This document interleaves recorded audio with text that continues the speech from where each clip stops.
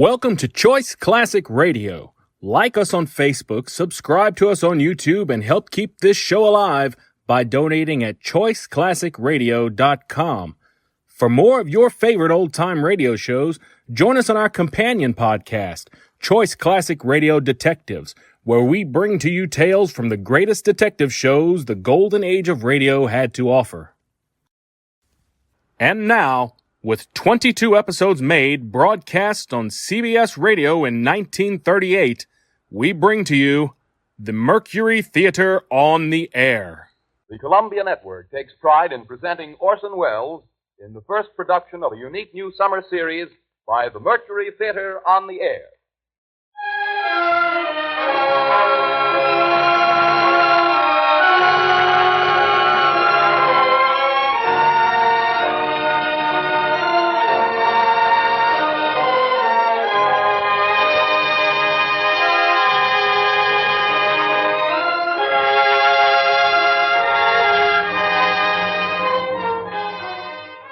In a single year, the first in the life of the Mercury Theater, Orson Welles has come to be the most famous name of our time in American drama.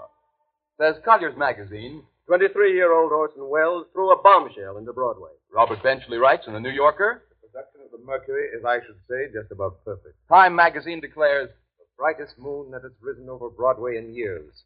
Welles should feel at home in the sky, for the sky is the only limit which his ambitions recognize. And finally, the United Press remarks, meteoric rise of Orson Welles' Mercury Theater continues unabated. With 4 hit shows in its first year, the Mercury might well close its door on a season unparalleled in Broadway history.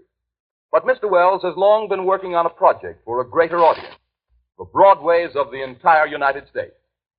The Columbia Network is proud to give Orson Welles the opportunity to bring to the air those same qualities of vitality and imagination that have made him the most talked-of theatrical director in America today. And it is this project which Columbia brings you this summer, the first time in its history that radio has ever extended such an invitation to an entire theatrical institution. But here is Orson Welles himself to tell you about it. The director of the Mercury Theater, the star and producer of these programs, Orson Welles. Good evening. The Mercury Theater faces tonight a challenge and an opportunity for which we are grateful. We will present during the next 9 weeks many different kinds of stories. Stories of romance and adventure, biography, mystery, and human emotion. Stories by authors like Robert Louis Stevenson, Emile Zola, Dostoevsky, Edgar Allan Poe, and P.G. Wodehouse. In the cast tonight are Martin Gable, the Cassius of our production of Julius Caesar, and George Coulouris, who played Antony in that production and appeared also in our Shoemaker's Holiday and Heartbreak House, and other leading Mercury Theater players. We're starting off tonight with the best story of its kind ever written. You will find it in every representative library of classic English narratives. It is Bram Stoker's Dracula. The next time I speak to you, I am Dr. Arthur Seward. George Coulouris plays Jonathan Harker, and Martin Gable plays Dr. Van Helsing. It is Dr. Seward who tells the story, and so for the moment, goodbye, ladies and gentlemen. I'll see you in Transylvania.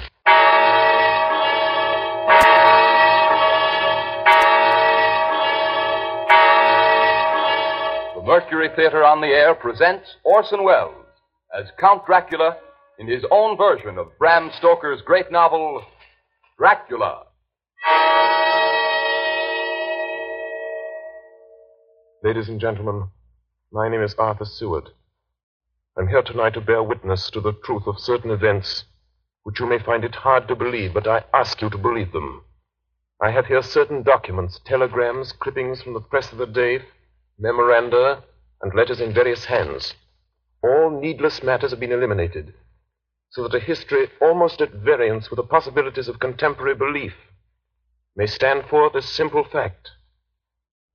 I present you first with excerpts from the private journal of Jonathan Harker. I, Jonathan Harker, lawyer's clerk, article to Peter Hawkins, Esquire of Exeter, England, am writing this journal in the hope that if misfortune overtakes me, it may one day come to the eyes of those who love me. I set out from London on the last day of April to visit one of our clients in Eastern Europe. On May the 3rd, I arrived in Budapest and came after nightfall to Klausenburg on the borders of Transylvania. At Bistritz, there was a letter of welcome for me from our client, informing me that his carriage would await me at the Borgo Pass. It was signed Dracula.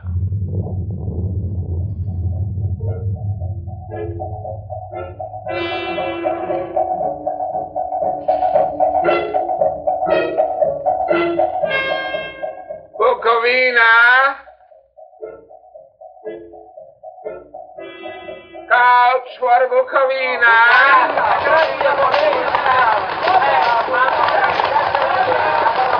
The road was rough, but still we seemed to fly over it with feverish haste.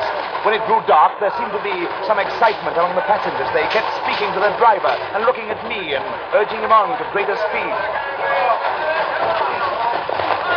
The crazy coach rocked on its great leather strings.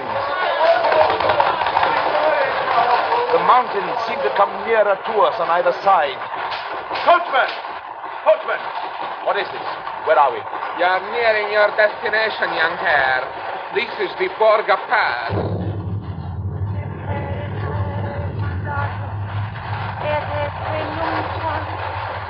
There were black, rolling clouds overhead, and in the air the heavy, oppressive sense of thunder.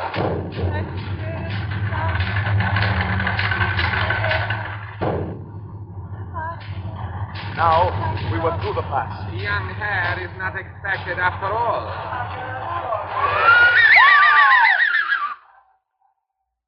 You are early tonight, my friends. A caleche with 4 horses were drawn up beside us. Let me help you, sir. The coachman smiled, and the lamplight fell on a hard-looking mouth with very red lips and sharp-looking teeth, as white as ivory. We began to move. I looked back. The coach and its load of passengers had vanished from sight. We swept into the darkness of the pass. I struck a match. It was within a few minutes of midnight.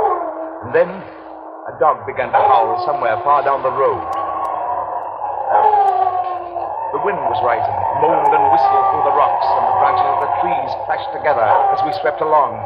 It grew colder and colder still, and fine powdery snow began to fall. The baying of wolves sounded nearer and nearer, as though they were closing round us from every side. We kept on ascending, always ascending. The howling of wolves was growing less. Presently, it ceased altogether. And just then, the moon broke through the black cloud. There's a ring of wolves running alongside the carriage, in silence, with white teeth and lolling red tongues, with long sinewy limbs and shaggy hair. Welcome to my house. I must have fallen asleep. The carriage had pulled up in the courtyard of a vast ruined castle. The coachman was nowhere to be seen. Welcome to my house. Come freely, go safely, and leave something of the happiness you bring. Count Dracula? I am Dracula. Face was strong, very strong, aquiline. The mouth, so far as I could see under the heavy mustache, was fixed and rather cruel-looking, with peculiarly sharp white teeth. You hear them, Mr. Harker. The wolves? The children of the night, as you say, Mr. Harker. The wolves. Listen. Come now. There are many things you must tell me tomorrow. Of England and of the estate there you have purchased for me. Yes. The estate is called Carfax, I believe. Yes, that is so. But now I will detain you no longer. You will find your room in readiness. And I advise you not to leave it during the night.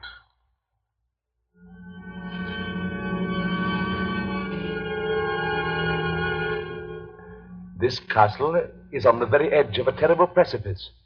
A stone falling from the window would fall 1,000 feet without touching anything. I explored. There are doors everywhere, and all of them locked. The door to the great hall, the door to the courtyard, every door in the castle is closed, bolted against me. The castle of Dracula is a prison, and I am a prisoner.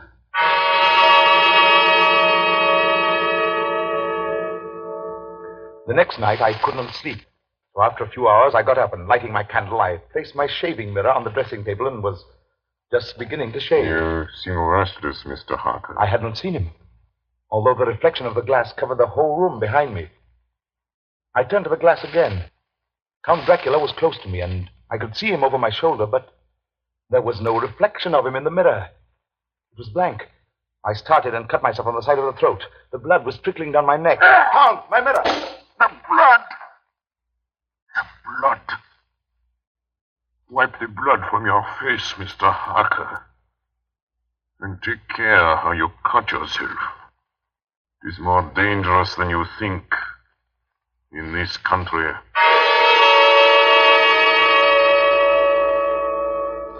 When I woke, I found most of my things were gone. My passport, my notes, my letter of credit. I could find no trace of them anywhere. And my door is locked from the outside. June 20th. There is work of some kind going on in the castle. Now and then I hear the faraway muffled sound of mattock and spade. And last night, the second of the predated letters which Dracula made me write, the second of that series which is to blot out the very traces of my existence from the earth, went forth.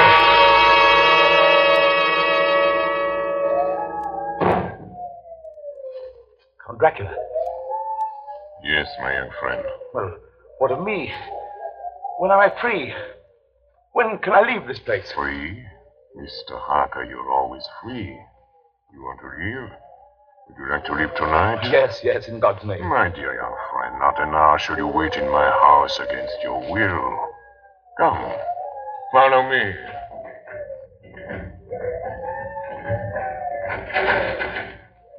The door seems to be bolted. How strange. The door is locked. Well, in God's name, open it. As you will, Mr. Harker. You English have a proverb which is very close to my heart. Welcome the coming, speed the parting guest. Good night, Mr. Harker. Shut the door! Shut the door, I tell you! Shut the door! Shut! The door is shut, Mr. Harker. I take it you will remain. Morning, June the 30th.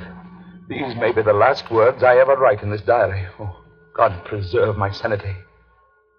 I have never seen Count Dracula by day. At sunrise, at the first cockcrow, he is gone. I do not understand these things. I only know that the wolves obey him, and that he is a man with hair on the palm of his hands, with sharp teeth, and no blood in his face. He casts no shadow. He cannot be seen in a glass, and he moves like a bat across the sheer face of the castle walls. He eats no food, and is mortally afraid of the crucifix. As I write this, I hear in the courtyard the rolling of heavy wheels and the cracking of whips. And there is in the passageway below a sound of heavy boxes being set down. Boxes shaped like coffins. And I know what they hold. The boxes are filled with holy earth from the chapel beneath the castle. It is the last box being nailed down. And now I hear the heavy feet tramping again. The door shut. The chains rattle.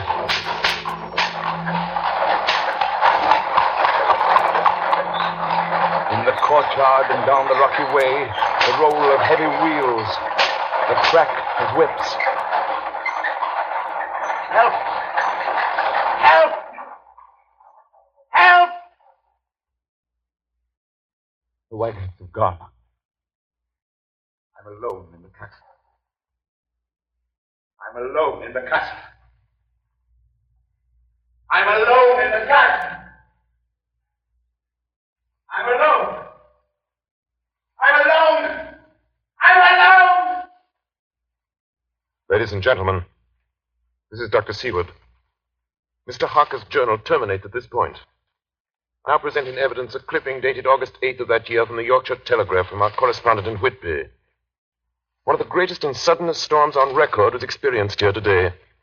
The weather has been somewhat sultry, but Saturday evening was fine. The band was playing. The piers were crowded with holidaymakers. The wind fell away entirely during the evening, and there was a dead calm. There were but few lights at sea. The only sail noticeable was a foreign schooner under full canvas, which was seemingly going westward. A little after midnight came a strange sound from over the sea, and high overhead the air began to carry a strange, faint, hollow booming. Then, without warning, the tempest broke. And there, with all sails set, was the foreign schooner rushing with terrific speed toward the shore. A searchlight was turned on her. And there, lashed to the helm, was a corpse, with drooping head which swayed horribly to and fro at each motion of the ship. A moment later, she crashed. And then a strange thing was seen.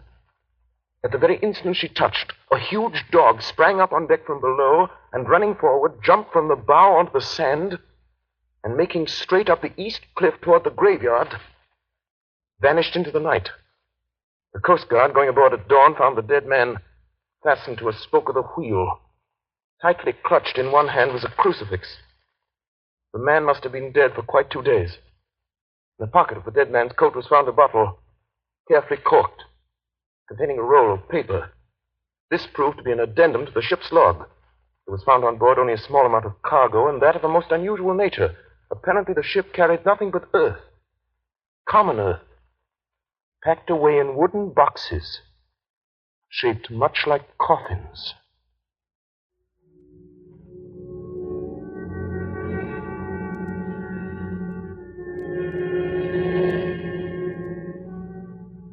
Log of the Demeter, July 6th. Finished taking in cargo, a queer cargo of boxes of earth. At noon, set sail, east wind, fresh. Crew, 4 hands, 2 mates, cook, and myself, captain, July 11th. Entered Bosporus. At dark, passed through Dardanelles. Mate reported in morning that one of crew, Balyoden, was missing. Took larboard watch, 8 bells last night. She was relieved by Chalicia. Came to his bunk. Something aboard this ship. No. Don't laugh, Captain. In the rain last night. Oh? A tall, thin man go up companionway and along the deck forward and disappeared. When I go to the bow, no one. And the hatchways all closed. July 22nd. Rough weather last 3 days. All hands busy with sails. No time be frightened. Past Gibraltar and out through straits. All well. July 24th. Last night, another hand was lost. Disappeared. By Chalicia. Leave off watch midnight. Then we never see him again. Double watch now. They don't take watch alone no more. Double watch. Double watch. July 29th.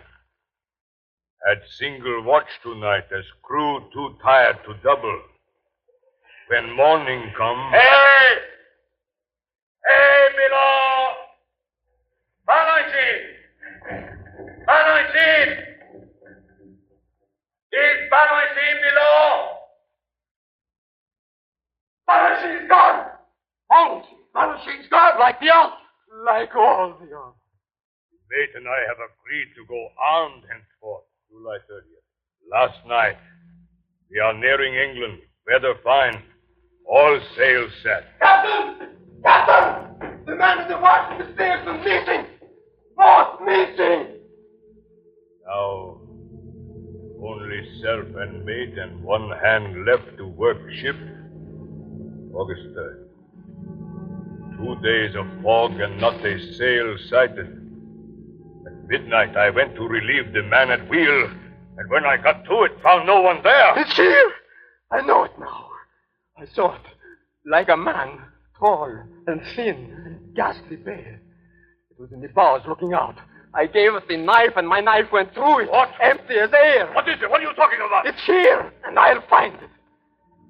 It's in the hold. In one of those boxes of earth. I'll unscrew them one by one and see. And see. He is mad. Stark raving mad. It's no use my trying to stop him. He can't hurt those big boxes. They are invoiced as common earth. Down in the hold. I know the secret now. The sea will save me from him. That's all that's left. That's all that's left. August 4th. I am all alone on my ship. And still the fog. I dared not go below. I dared not leave the helm. So here all night I stayed, and in the dimness of the night I saw it. I saw him. God forgive me, but the mate was right to jump overboard. It was better to die like a sailor in the blue water. But I am captain, and I must not leave my ship. I shall tie my hands to the wheel when my strength begins to fail. And along with them I shall tie that which it dare not touch, my crucifix. I am growing weaker, and the night is coming on. God and the Blessed Virgin help a poor ignorant soul trying to do his duty.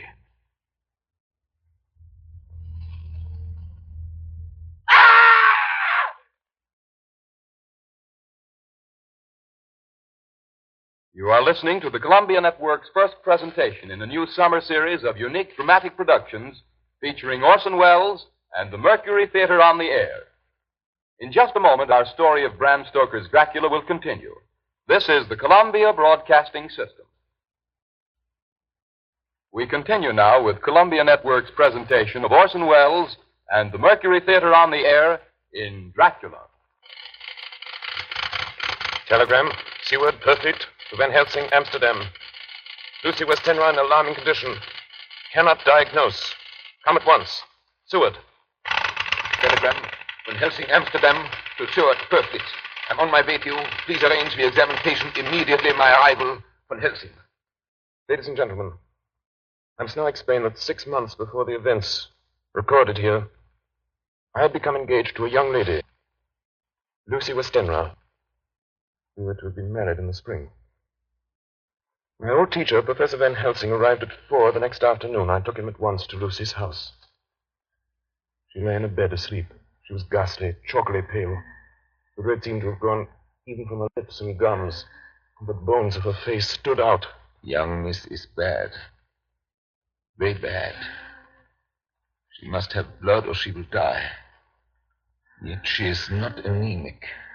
The qualitative analysis of her blood gives quite normal condition. It is strange. I do not like to think how strange. Look!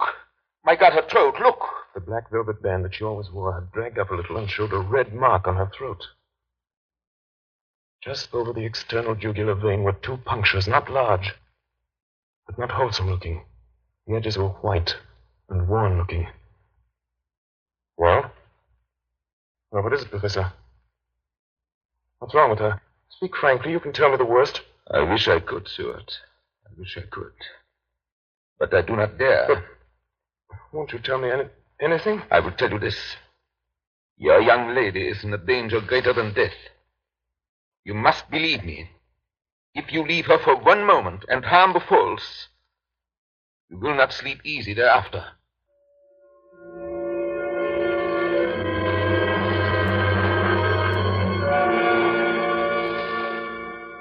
September 8. I sat up all night with Lucy. Arthur, I'm afraid. My dear, you can sleep tonight. I'm here watching you. Nothing can happen. And I promise if any sign of bad dreams, if I see anything, I'll wake you at once. Will you really? Then I'll sleep. I sat all night by her bedside, and she did not wake once during the night, although a vase or a bat or something flapped almost angrily against the window panes. September 11th. Still quoting from my private journals. At this time that I received a message from Purfleet. Read 10:20 p.m. St. John's Hospital, serious complications, case 891, your immediate presence, London, imperative. I had no choice. Sometime later, a paper was found among Lucy Westenra's belongings. I write this and leave it to be seen so that no one may by any chance get into trouble through me. I went to bed as usual, taking care that the window was closed, as Dr. Van Helsing had directed. About 2 in the morning, I awakened. I went to the door, called out, Arthur! Arthur! There was no answer. Something's broken the window. I'm in the room, alone. I dare not go out.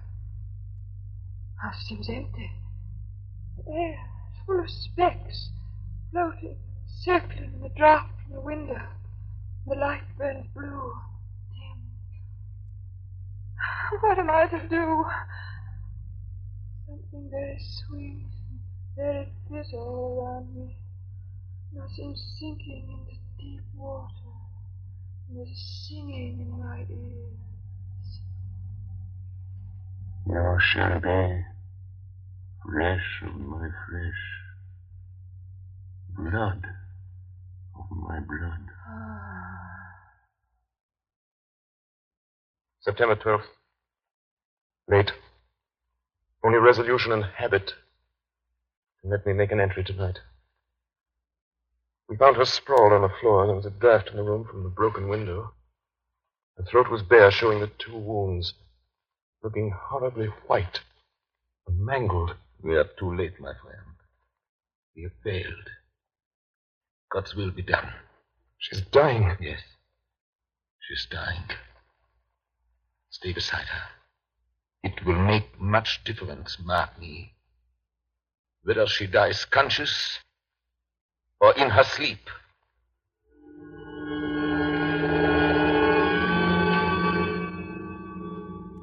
It was late in the afternoon before she opened her eyes. Arthur, oh, my love, I'm so glad you've come.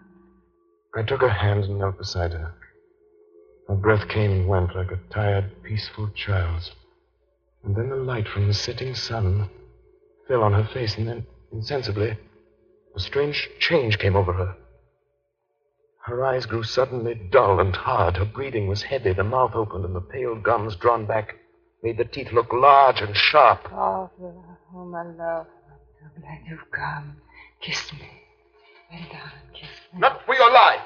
Not for your living soul and hers. Lucy! She's dead. Poor girl. That's peaceful at last. The end. Not so. It is only the beginning. Wait and see.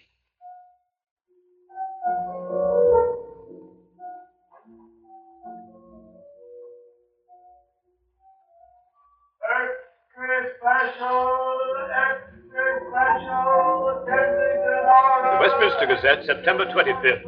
A Hempstead mystery. The Kensington Horror, the stabbing woman, and the woman in black are vividly recalled to mind by a series of events that have taken place recently in the neighborhood of Hempstead. Several cases have occurred of young children straying from home or failing to return from their playing on the heath. In all these cases, the children have given as their excuse that they have been with a beautiful lady who offered them chocolates. In each case, the child was found to be slightly torn or wounded in the throat. The wound seemed such as might be made by a rat or a small dog.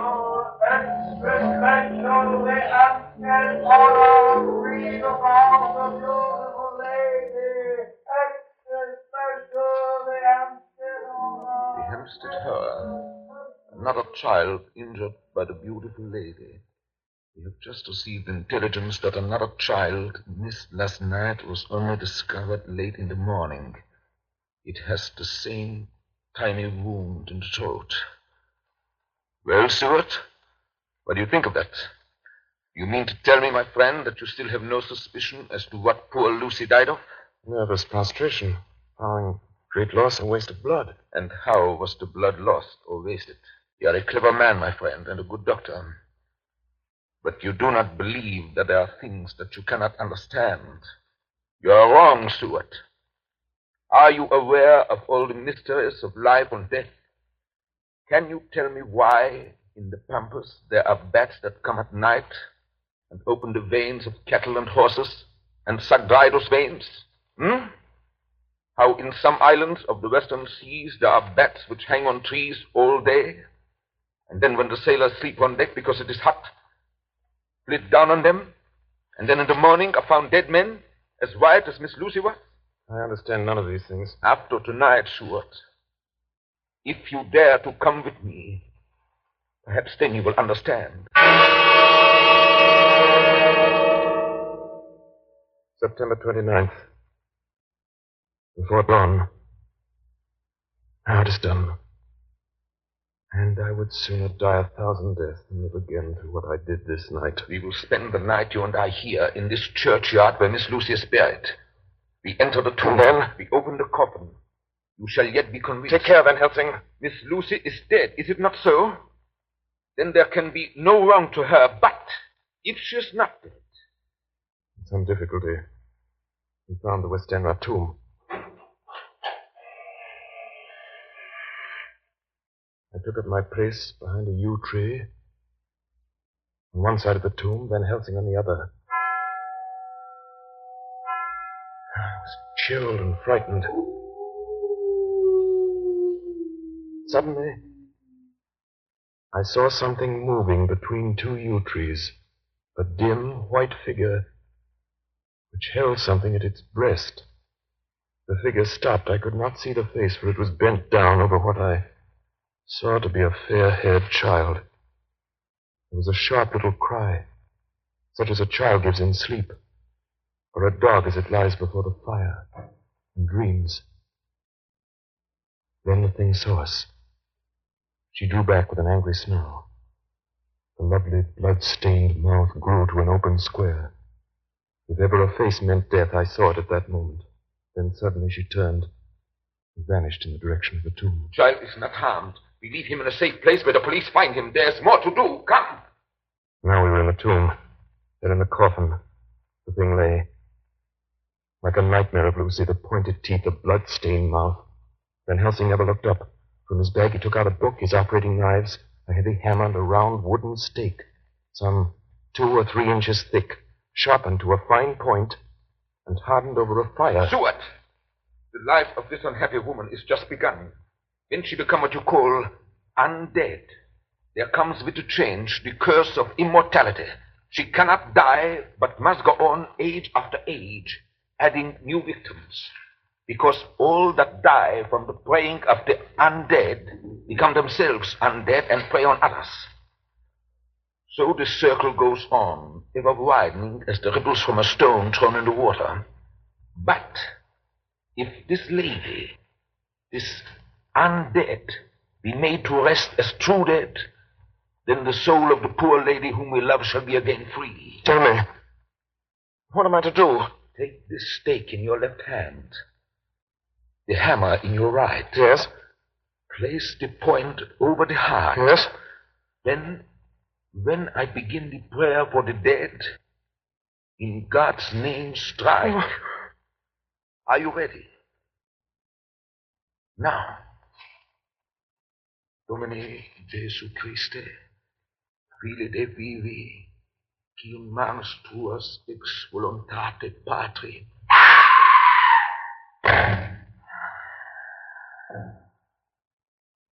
On the morning of July 11th, a man was found on the border of Transylvania. He talked wildly of wolves and boxes of earth and blood. He gave his name as Jonathan Harker. In the hospital at Klausenberg, he improved sufficiently to make possible his removal to England. I'm still quoting from my own personal papers. But there his condition remained so serious that he was committed for observation to a private ward in my hospital at Purfleet. Here he did so well that in 3 weeks he was completely recovered. It was during this time that his wife, Minna Harker, brought to the attention of Dr. Van Helsing and myself the journal that her husband had kept while a prisoner in the castle of a certain Count Dracula in Transylvania. I have before me the record of a meeting that took place in my study in Purfleet, transcribed by Minna Harker. October 1st. Meeting began soon after 8. Jonathan next to me. Dr. Seward opposite to Van Helsing at the head of the table. My friends, there are such things as vampires. Had I known at first what now I know, one so precious life had been spared to many of us who love her. The vampire which is amongst us is of himself so strong that he can direct all the elements. The storm, the fog, the thunder. He can command all the meaner things, the moth and bat, the owl and the fox and the wolf.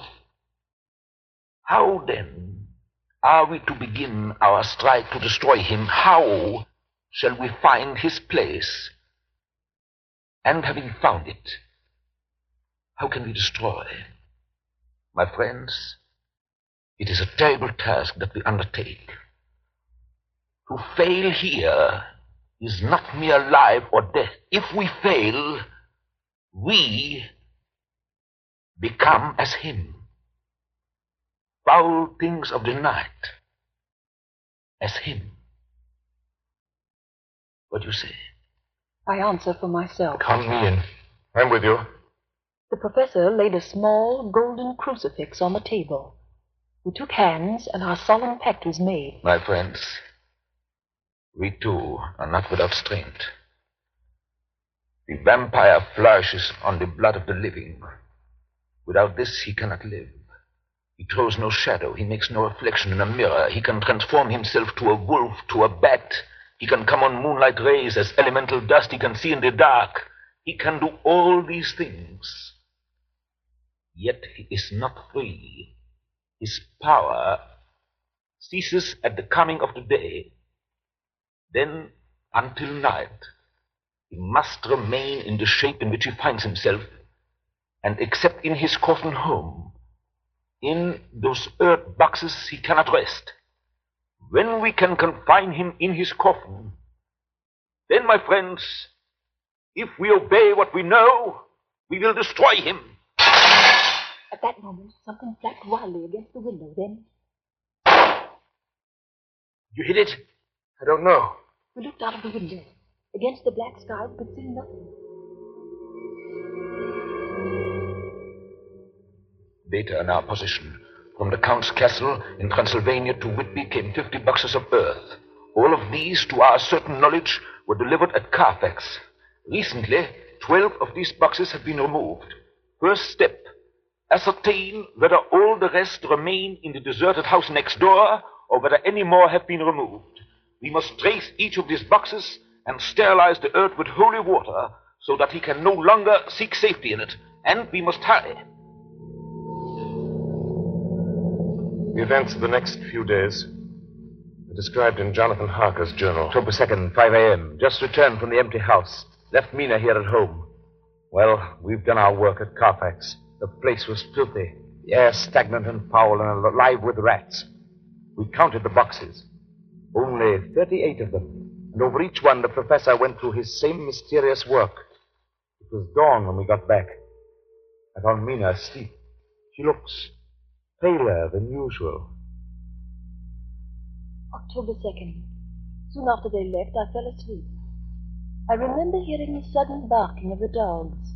And then there was silence. I got up and looked out of the window. There was a thin streak of white mist moving across the grass along the wall of the house. It dawned on me that the air in the room was heavy and dank and cold. The gaslight came only like a tiny red spark through the fog. I could see through my eyelids. The mist grew thicker and thicker. Then, as I looked, the spark divided and seemed to shine on me through the fog like two red eyes. You shall be flesh of my flesh, blood of my blood, blood of my blood.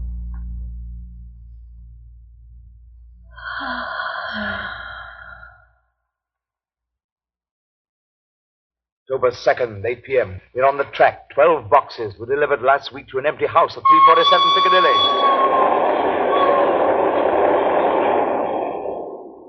My dear friends, until the sun sets tonight, Dracula must retain whatever form he now has. We have this day to hunt out all his lairs and sterilize them. Then he will have no place where he can move and hide. But we have only until sunset. The house in Piccadilly was empty. Like the one at Purfleet, the same sickening smell was in the air. On the table we found a clothes brush, a brush, and a comb, and a basin. The latter containing dirty water which was reddened as if with blood. The boxes are back here. 8, 9, 10, 11. Only 11. There's a 12th box somewhere. Gentlemen, it is after 6. The sun is setting. We've no time to lose. He will return at any moment. Open the boxes. Quiet. Listen.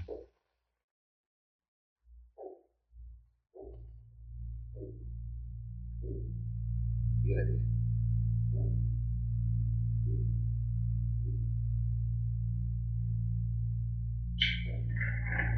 It is he!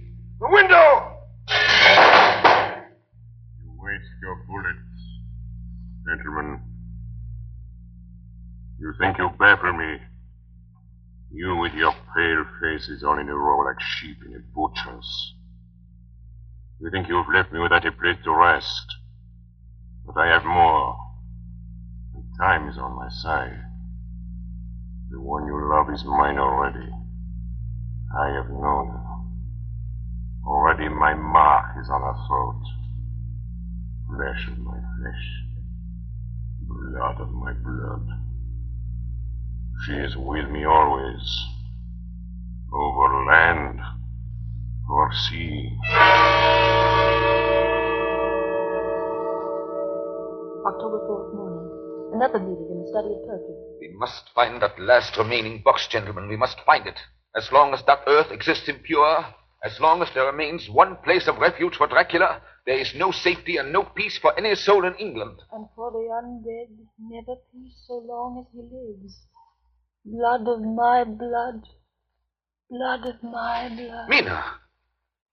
How do you know that? Quiet. Quiet.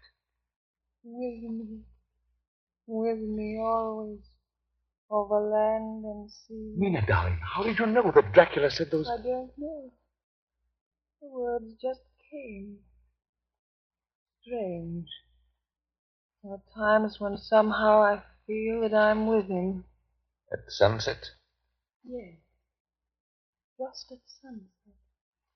And again at sunrise. Dr. Van Helsing, if at that time, you... Have you the courage? Courage for what? What do you mean? Dr. Van Helsing here will question me. I will question her, yes. In a state of hypnosis. The one you love is already mine, he said. She is with me always, over land or sea.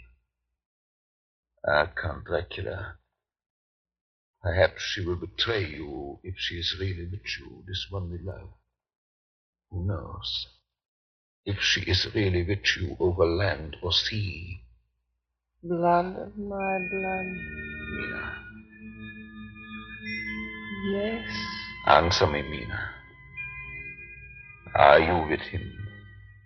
Yes, I am with him. Where are you? I do not know. It is all dark. What do you hear? The lapping of water. I can hear it on the outside. Then you are on a ship. Yes, What else do you hear? there is the creaking of an anchor What are you chain. doing? Still. Oh, so still. It is like death. It's like death. Here is a report from Matson Peabody, shipbrokers. Dated October 5th, according to Lloyd's list, the only sailing ship that left for the Black Sea yesterday was the Tsarina Katrina, bound for Varna. Some hours before she sailed, a man came alongside, all in black, driving a cart with a great box in it. This he lifted down single-handed and carried below. No one remembers having seen him after that, as heavy mist came up over Doolittle Dock until sailing time. The rest of London Harbor remained completely clear. Our plans are made. The average sailing time from London to the Black Sea is 3 weeks. We can travel overland to the same place in 3 days. We shall be there waiting for him when he arrives. October 15th, arrive Varna about 5 o'clock. Mina seems stronger. Every morning before sunrise and just before sunset, she speaks to Van Helsing in a trance. Are you with him, Mina? Tell me, are you with him? I am with him. What can you see? Nothing. All is dark. What can you hear? I can hear the waves lapping against the ship and the water rushing by. The wind is high. I can hear it in the shrouds, and the bow throws back the foam.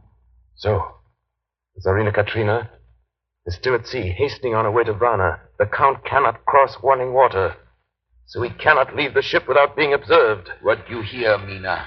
Lapping waves and rushing water. Darkness and wind. A whole week of waiting. Daily telegrams from Lloyd's. Not yet reported. Not yet reported. Rushing water and creeping mud. Darkness and wind. October 24th. Telegram. Lloyd's, London to Harker. Tsarina Katrina reported this morning from Dardanelles. Lloyd's, London to Harker, October 28th. Tsarina Katrina in heavy fog reported entering Galatz Harbor at 1 o'clock today. Galatz is 38 hours from here, and the first train for Galatz leaves at 6:30 tomorrow morning. My friends, we have lost.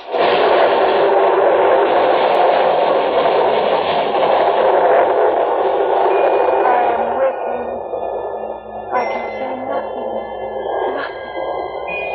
I can hear men's voices calling, and the roll and creak of oars and rowlocks. I can feel the air blowing upon me. October 29th, evening. We are due between 2 and 3 in the morning, but already at Bucharest we are 3 hours late.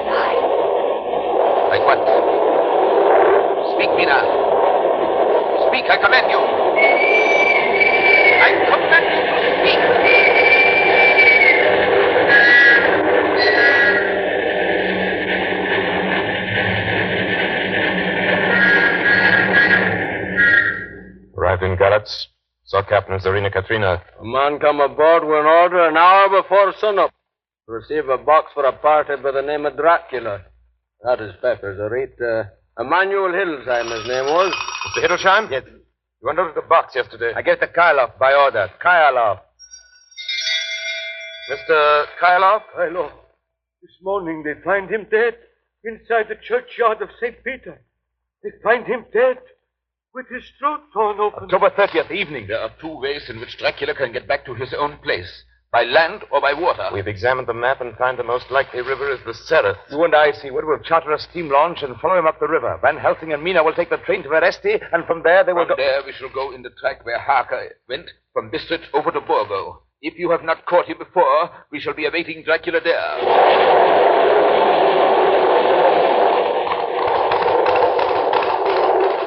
October 31st. We arrived at Veresti at noon, Van Helsing and I. Got a carriage here, and we start in an hour. Our enemy is still on the river.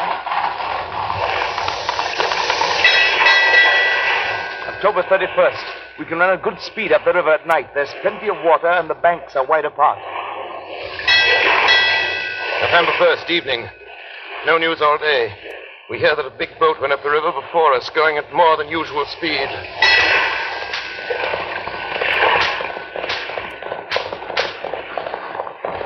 November 4th. All day driving. The country gets wilder as we go. By morning, we shall reach the Borgo Pass. November the 4th, evening. We've left the launch. We've got horses, and we follow on the track along the river. We are armed. Look! Quick! There they are now! Heading west! With the dawn, we could see the Slovaks some miles before us, dashing along the river with their wagon. On it is the great box.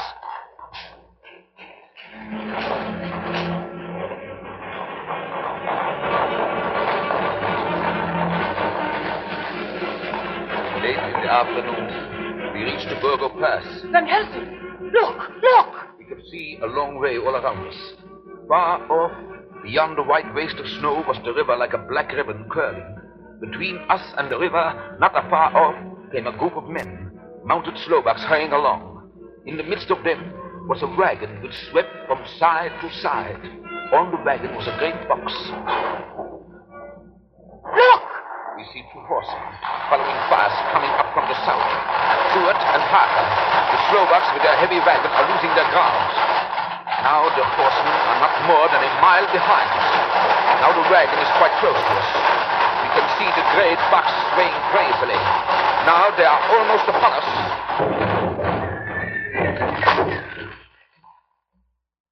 Now has happened a strange thing. The wagon smashed into a great rock bed in the snow, lost its front wheels, and turned over on its side, jammed against the stone. The horses tore loose from their traces and bolted, and the Slovaks scatter and vanish after them.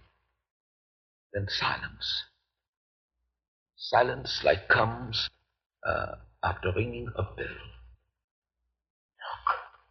His face. It is Dracula, sprawled out stiff and twisted in the smear of his own holy earth. The box, in falling, has emptied the dirt onto the snow. His face is old-looking. The skin is like paper. Dr. Seward, there's no time. Look at the sun. Sunset. In 1 minute there is darkness and he is forever lost to us. Have you the stake of wood and the hammer? Here. Now, Seward, pray for us. Kneel down and pray. Harker, the stake of wood over his heart. Be not afraid, Harker. Do not look into his eyes. The hammer. Now, Harker, strike. Strike!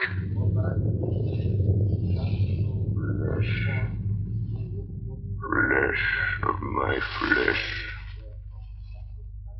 Guilt of my guilt. Death of my death. Speak and be manifest in the instant of your master's peril. Elements of darkness, rain, evil winds, mist, and mold, and tempest. Strike! Somehow I can hear him speaking behind his eyes. Claw, wing, tooth, scale, tissue of flesh, death of my death, dead and undead. The hand of the living is over your master. Console him, my children.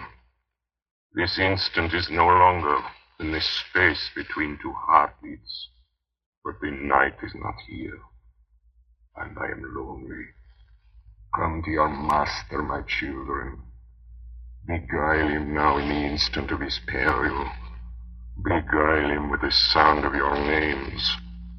Claw, wing, tooth, scale, tissue of flesh. Strike, Harker, strike! There is one very dear to me who has not answered.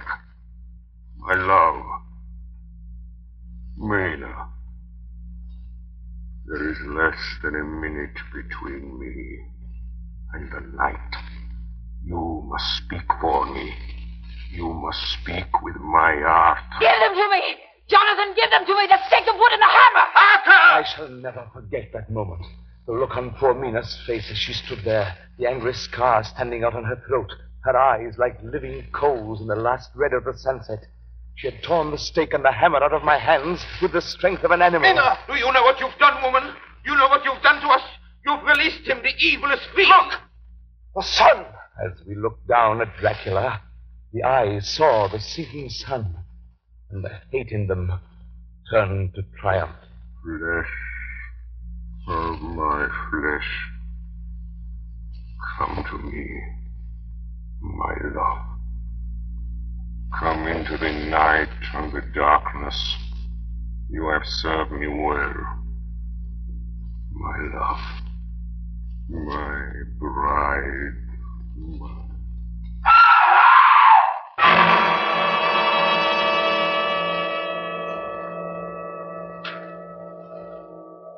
Ladies and gentlemen,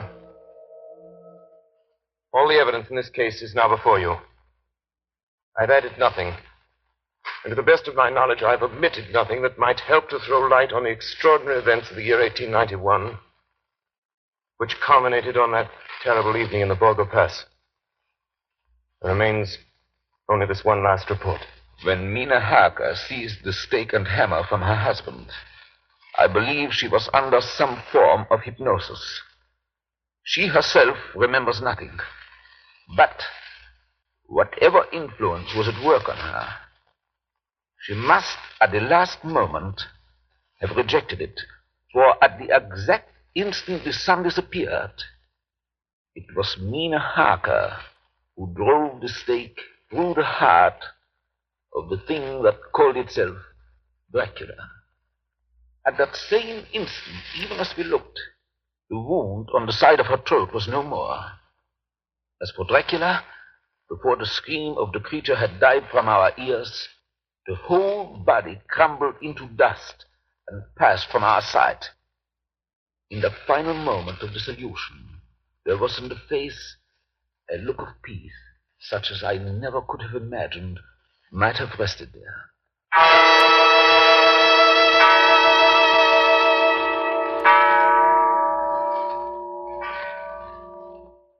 Tonight's production of Dracula by Orson Welles and the Mercury Theater was the first of 9 CBS broadcasts in which this brilliant group will bring to life a series of great narratives, all presented in the immediacy of the first-person singular.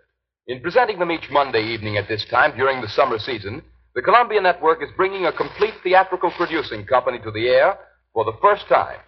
In the cast tonight, Dr. Van Helsing was played by Martin Gable, Jonathan Harker by George Coulouris, Dr. Seward by Orson Welles, the Russian captain by Ray Collins, the mate by Carl Swenson, Mina Harker by Agnes Moorehead, Lucy Westenra by Elizabeth Farrar, and Count Dracula by Orson Welles. Bernard Herrmann composed the original music and conducted. Dan Seymour speaking.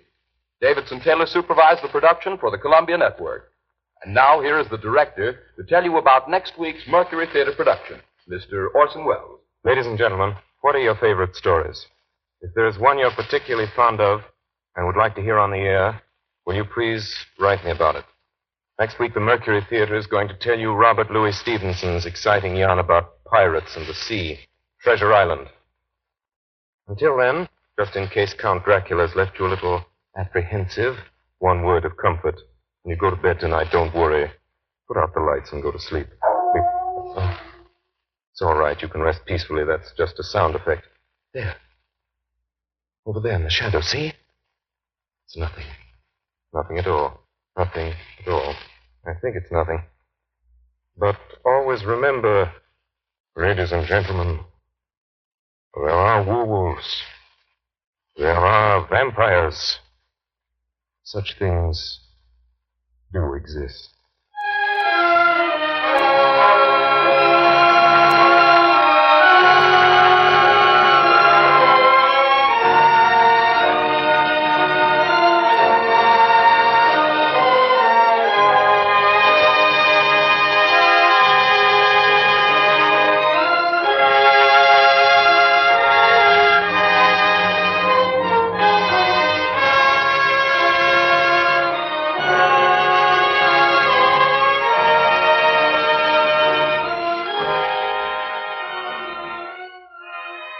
This is the Columbia Broadcasting System.